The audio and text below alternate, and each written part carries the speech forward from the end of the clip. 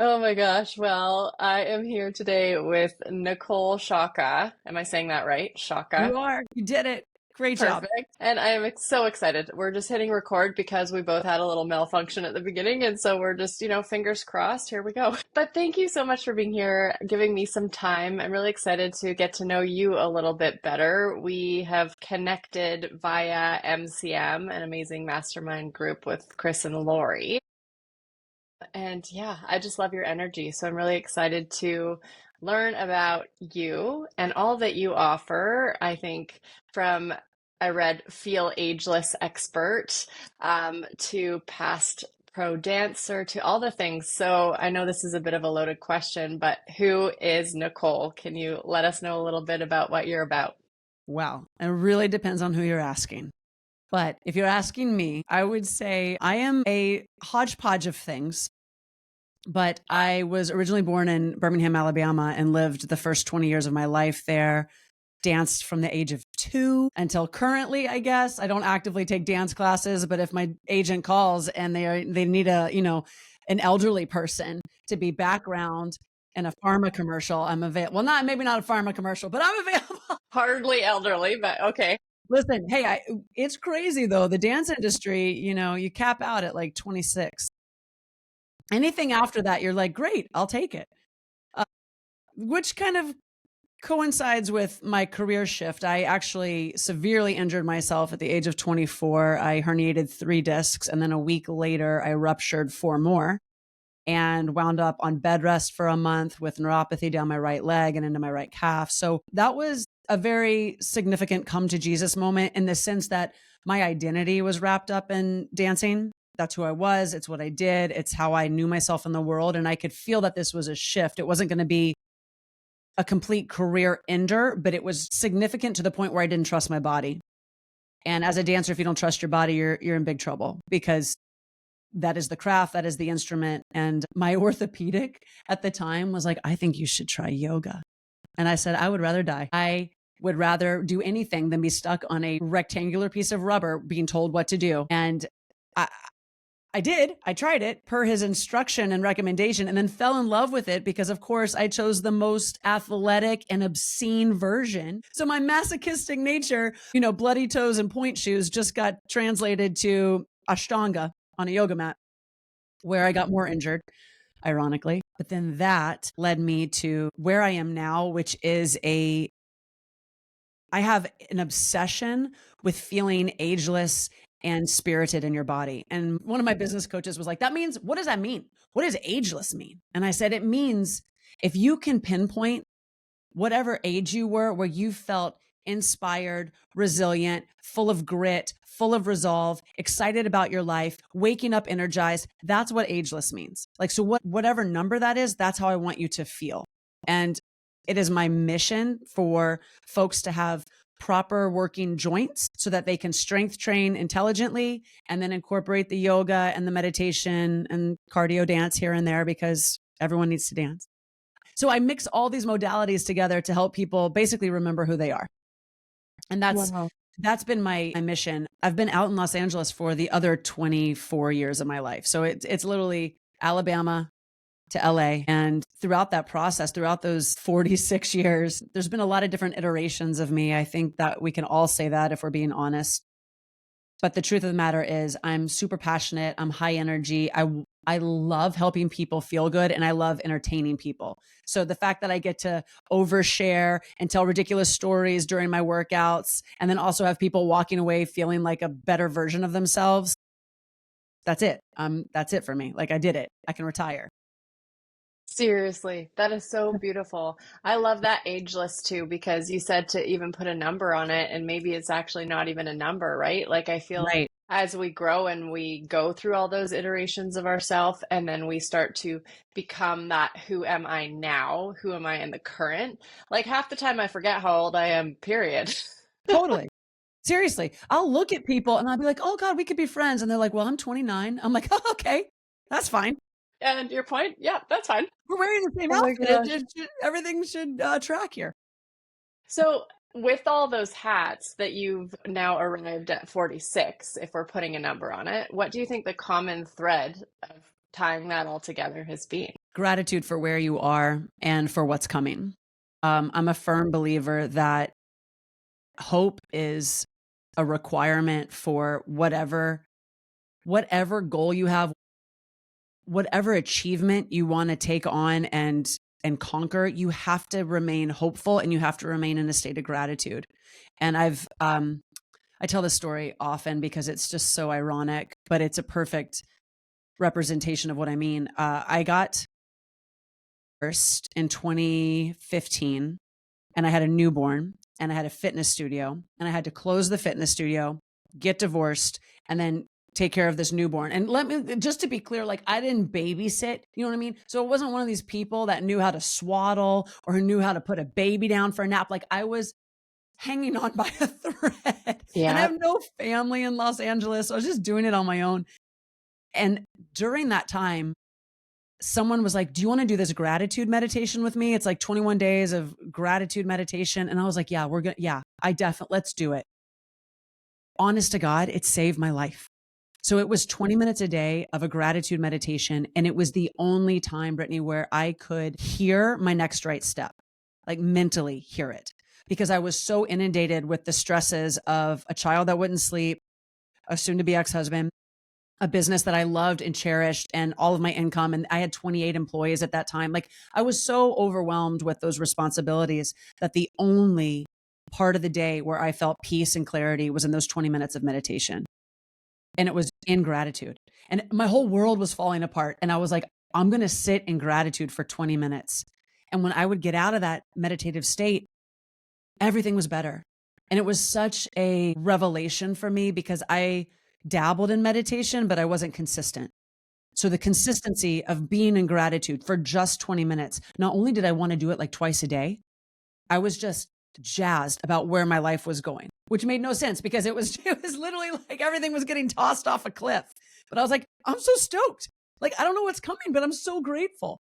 And it turned out to be better than ever. I mean, it really did. So I truly believe that when you lead with that, with the gratitude, right, that you will figure it out because that is that inner compass, that inner knowing. You're going to lead with your intuition, and to be able to quiet your mind and really listen inwards is the best thing that we can all do, and the yeah, thing that we often turn away from first.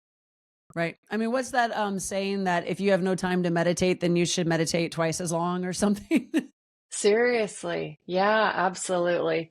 So then becoming a mom, Mm. how did that change your approach to wellness and to work?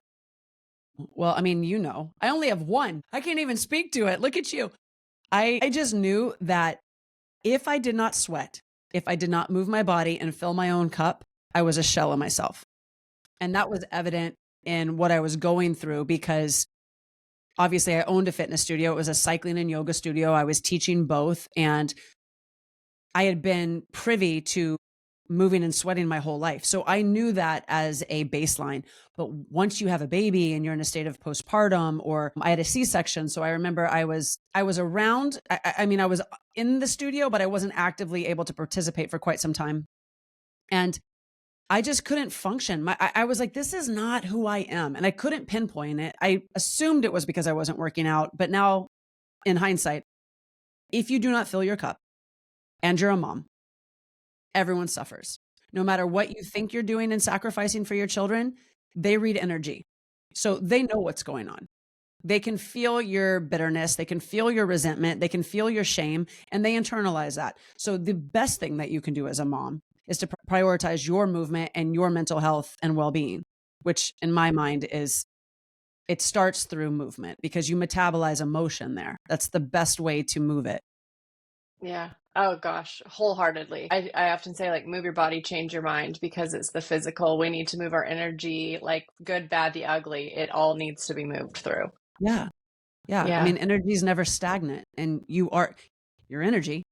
You're Yeah. in a cute little flesh suit, but it's made of energy. So you might as well Oh, move it. Totally. And you're totally right. Like our kids, no matter the age, I think that if you are not leading a life that is for you, that you are proud of, they do hear that. They do see that. You have to lead by example. It's not our words that they catch. It is our actions.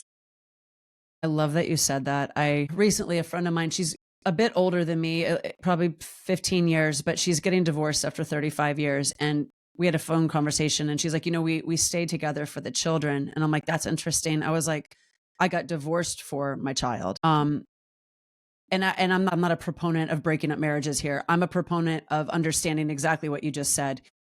There is no avoiding it. Your words mean nothing. They land on deaf ears if you cannot be exemplary in the way you show up. And I have been through it. Like I mentioned before, I've suffered a great deal of loss in the last 2 years, and it hasn't been easy, but also being honest and showing your emotion, showing your frustration, whatever that chapter is, your children are so much better for it.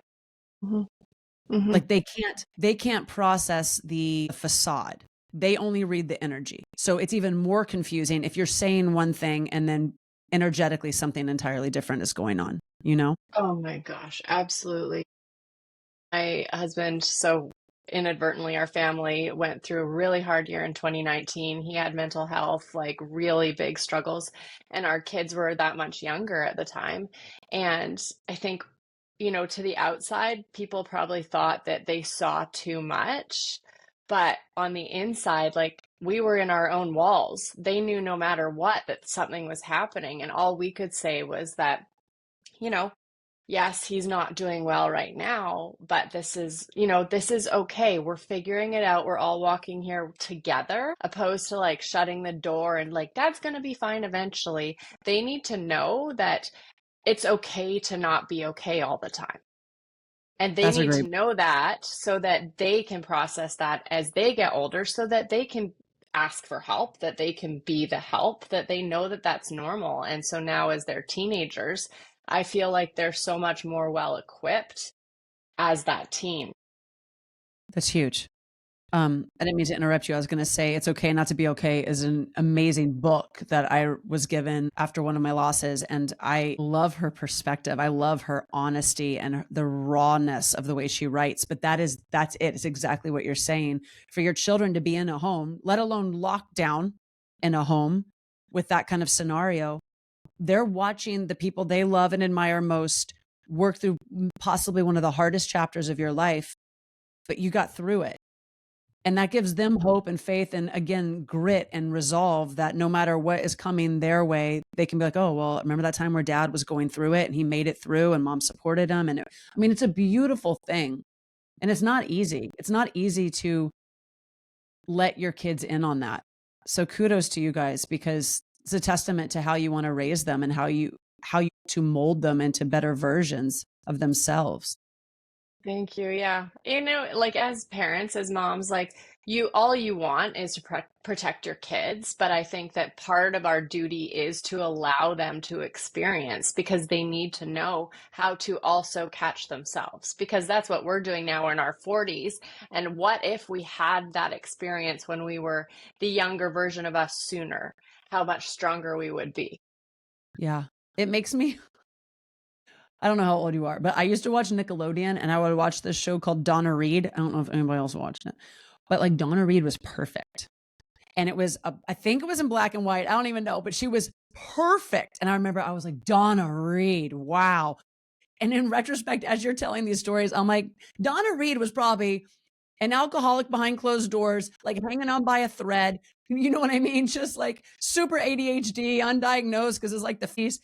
But there's a real privilege to the conversations and the way that we show up as flawed parents right now. Mm-hmm. It's kind of miraculous, because I know our next generations are going to be like, we can survive anything because we pretty much saw our parents go to hell and back. Yeah, totally. Oh my gosh. I'm 42, so not that much younger than you. Got it. But again, we're ageless, so that doesn't even It matter. doesn't matter. So you're someone, you touched on grief, that holds space for that healing also, I guess, whether physical or emotional. As we've said, it's kind of all of the same. Can you talk about how your own experiences of this grief has influenced you and how you work? Oh my gosh, I can. It's a pretty gnarly story. Even when I talk about it, it's so surreal. It doesn't feel real. I mean, there'll be moments in the day where I'll be like, "Oh, I guess that really happened. That is my life." So like I mentioned, I got divorced in 2015. My son's father, Leland, I got pregnant on a whim, completely out of nowhere. I think we were even 3 months married. We were just freshly married, and I got pregnant with my son, Bo. And then shortly after that, we got divorced. And one of my long-term friends, there was some chemistry and crushes back and forth for a good 15 years, just showed up in my life. And he's like, "Hey, happy Mother's Day. How you doing?" I'm like, "Great. Just getting divorced over here. How are you?" He's like, "Great. Let's go to lunch." I was like, "Oh, okay." So we went to lunch. We had a 5-hour lunch, and our relationship just turned into an 8-year love affair, which was amazing. His name was Matt.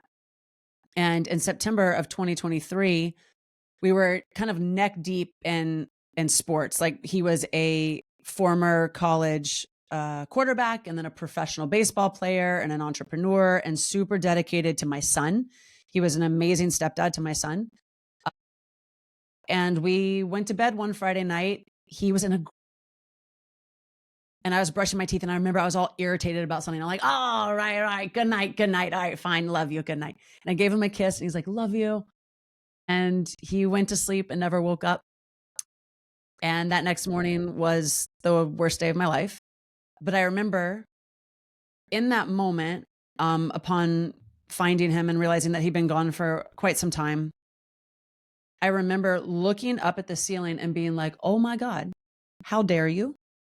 From here on out, you will give me signs every single day, and you will make it abundantly clear that you are still in my life and that you are still a part of this," because he was my best friend. And the irony here, Brittany, is that our entire relationship was built around time travel and near death experience and quantum entanglement and angels and spirit and Mm. all this otherworldly stuff. So that was our probably largest connection. It was our most favorite thing to talk about. That day, things started happening. Actually, if I can backtrack a minute, 2 months prior, there were signs. So just put a pin in that. 2 months prior to him passing in September of 2023, I noticed a rash developing on my chest. And I thought it was a heat rash because I'm a sweaty little Betty. Yeah. And Yeah, I was like, same, same. "That's disgusting. Cool. Great. Okay." We went on a family trip that Matt did not get to go on because he had so much work, but we went to Africa, and I was in Africa with my family, and I started to get this rash on my wrists and on my ankles, and it remained on my chest. It got worse on my chest. We come back from Africa. I'm like, "Great. Now I have a heat rash and an African disease." I'm like, "This is great." My father is a former allergist and a head and neck surgeon. He's looking at the rash. He's like, "Honestly, Nicole," he's like, "none of these are the same rash. I don't know what's going on." I was like, "Great." So I'm like a petri dish at this point. Then my entire body, Brittany, breaks out in lumps. They weren't whelps, but they were like, I don't know how to explain it. It looked like the Appalachian Mountains all Oh over my the sides of gosh. my body and my arms. And I would spend every night at least an hour to 2 hours a night scratching myself until I was black and blue. So I would wake up and my hips would be completely purple. And Matt was just beside himself. He's like, "What is going on with you?" And I'm like, "I don't know." We got biopsies. All of it came back inconclusive. There was no clear understanding of what was going on.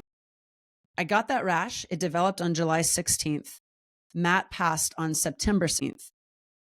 The day that Matt passed, by the time that that night rolled around and I had like come to, I remember I took off my shirt to put on pajamas, and the rash was completely gone.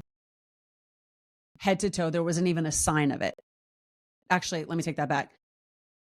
There was little small, like pigment, like white pigment, like the Yeah. pigment had been sucked out from where Yeah. all the lumps and whelps were, but my skin was like silk, to the point where the only reason I knew that it was gone was because when I took the shirt off, I was so used to feeling this like rough, scaly skin that I was beside myself. And my parents had flown in because of Matt's passing. And I went downstairs. I'm like, "You guys," they felt my skin and they're like, "What just happened?" I was like, "I have no idea." Cut to speaking with like multiple mediums and intuitives. one in particular, Laura Lynn Jackson, who is a world-renowned medium. She wrote the book Signs, if you're familiar with that. It is like a bestseller. She had a one-on-one conversation with me, and she goes, "So you had an itching problem?" And I was like, "Yeah."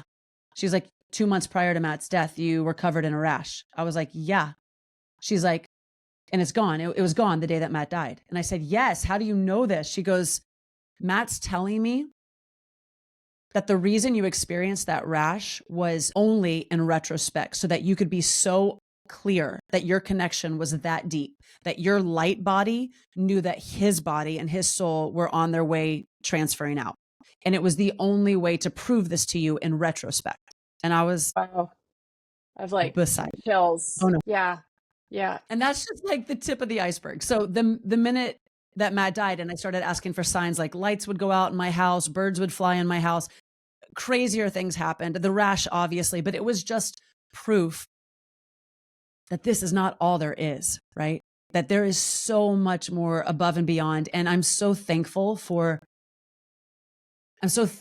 have been loved by him and to have known him and to have shared that, because it changed the way I showed up across the board. Like, to have these conversations openly, maybe before this, I would have been more hesitant, but now I just don't give two shits. Can I swear?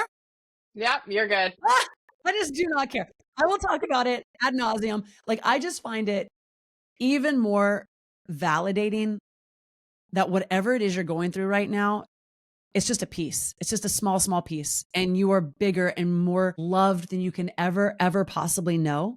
Whether that's in a relationship here, Earthside, or your ancestors, your grandparents, your dogs, your pet, like, it's all love. It's all about love. And maybe death is not that serious after all. Like, maybe it's not. So it just, that changed me. And then, I mean, this is where it gets even more surreal, if I can keep going.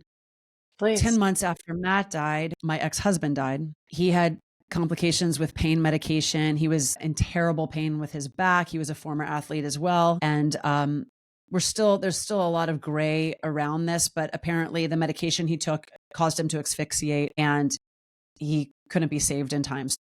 Not only is that one conversation you don't want to have with your children, but to have it twice in under a year is unfathomable, really. It's just like absolutely horrible.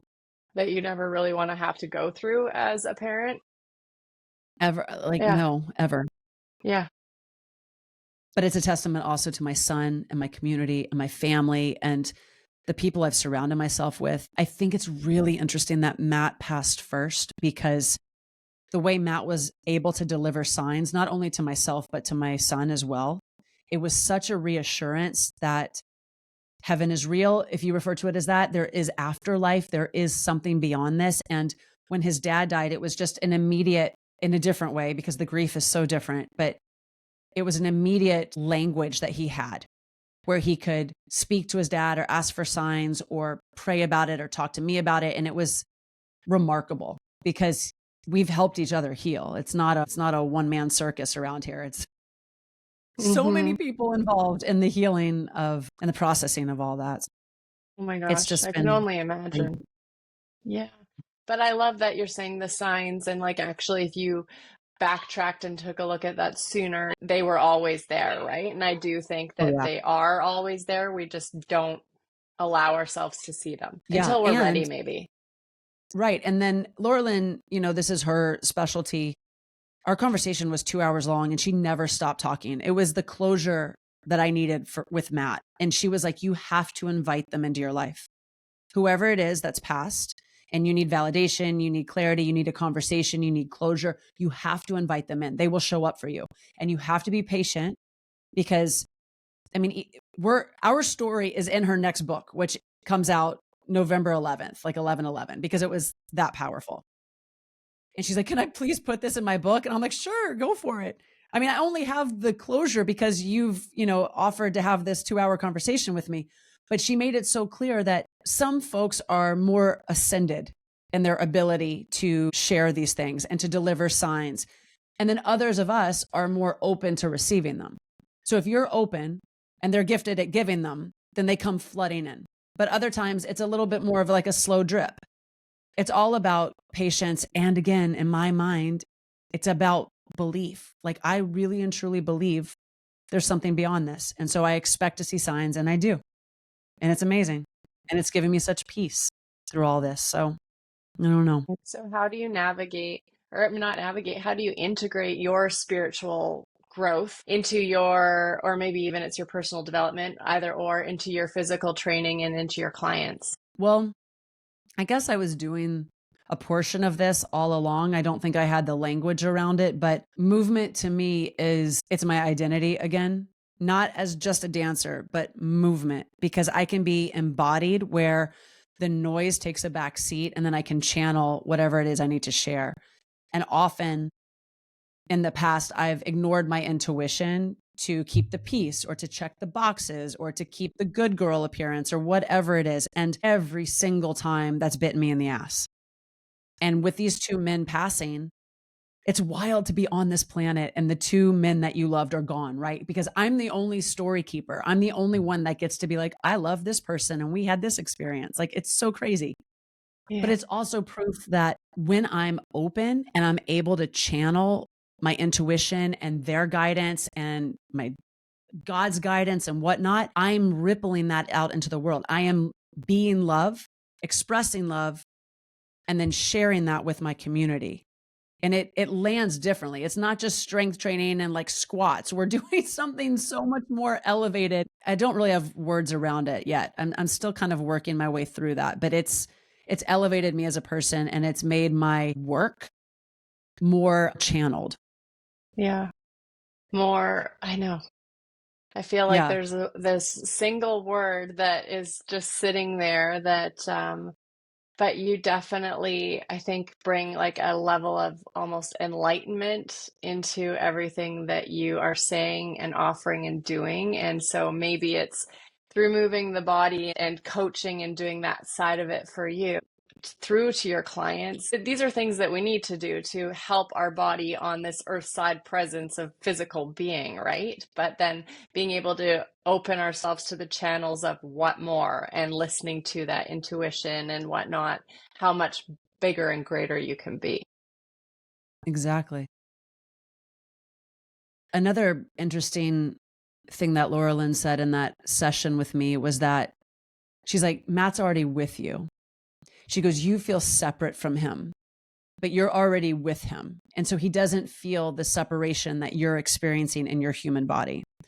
And when she said that to me, just light bulb went off because everyone, if you haven't experienced loss, will. And if you have experienced loss, you know this feeling. It's like you're living in a time warp where you're like, how long is a day? How long is a year? How many more years until I see this person or I reconnect and hug my grandma or whatever it is?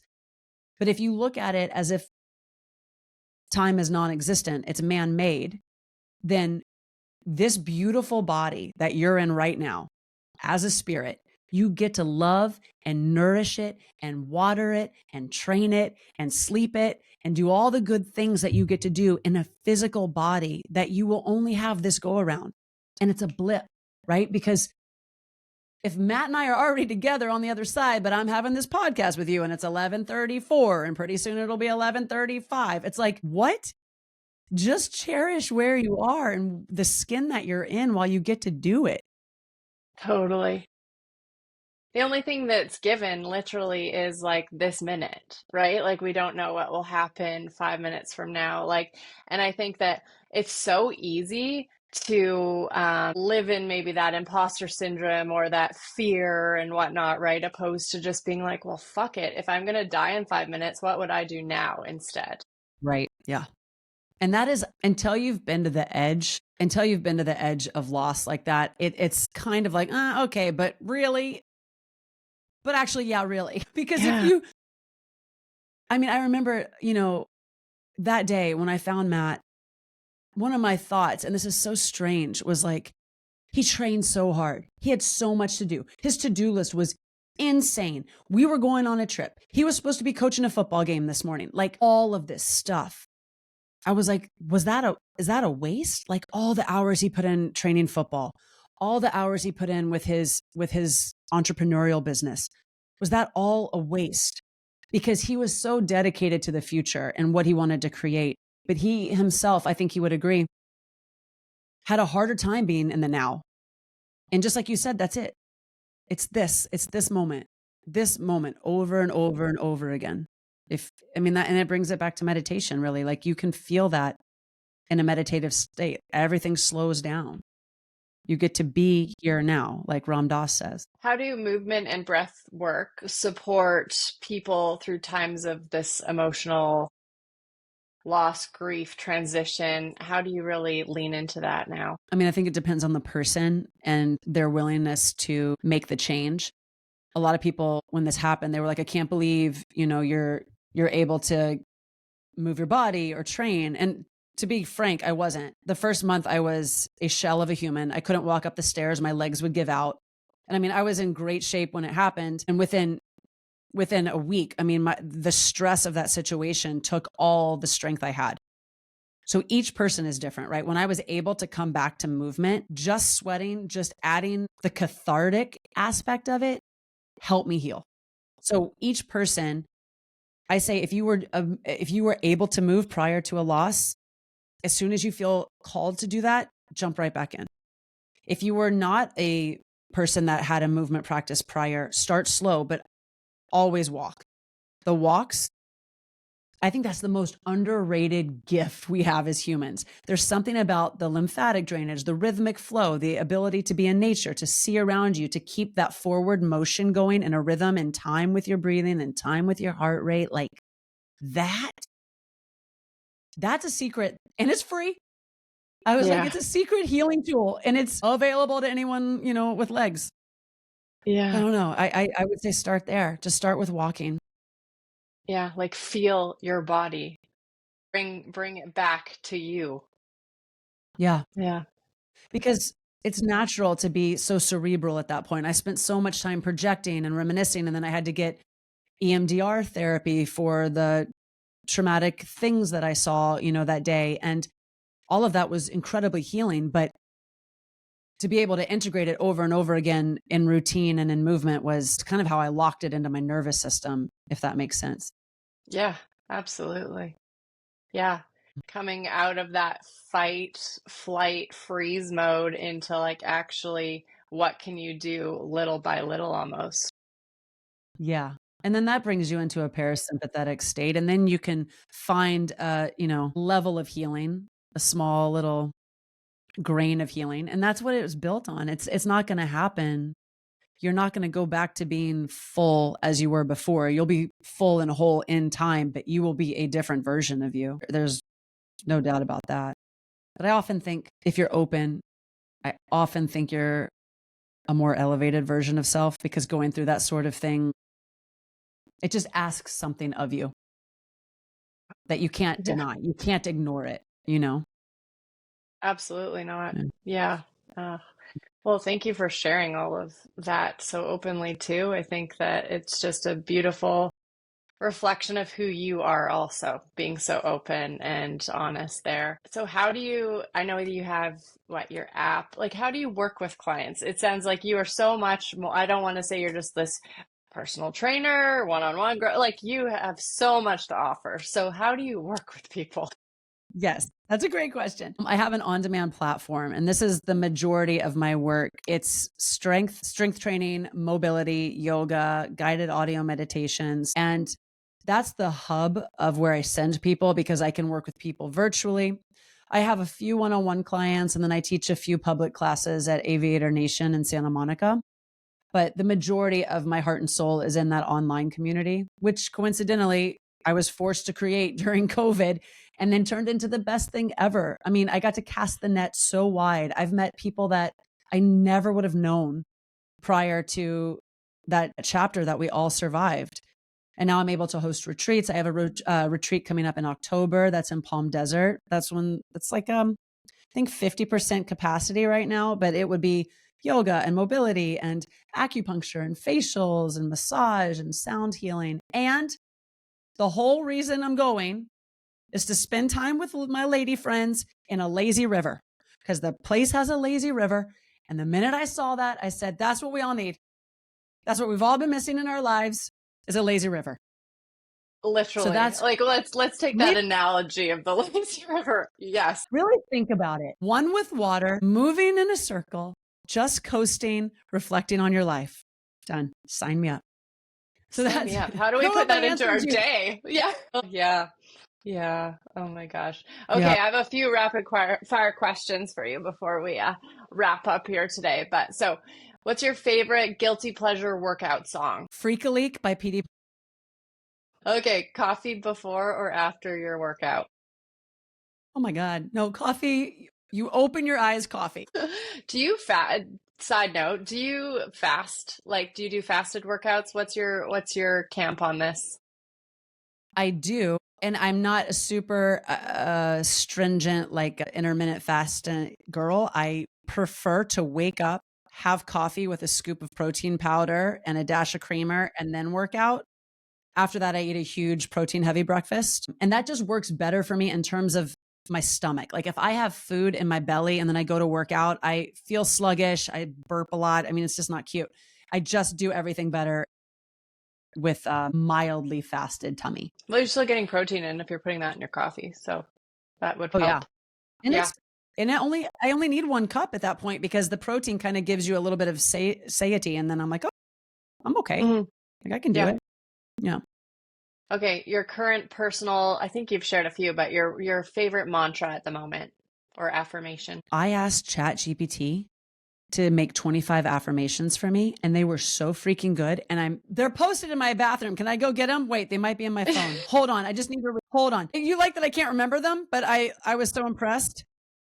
I'm Where laughing is because it? I have the exact same brain as you, and I was just talking about someone with this about, I'm like, is it the progesterone? Like, what is it that all of a sudden our brain just starts to go to mush?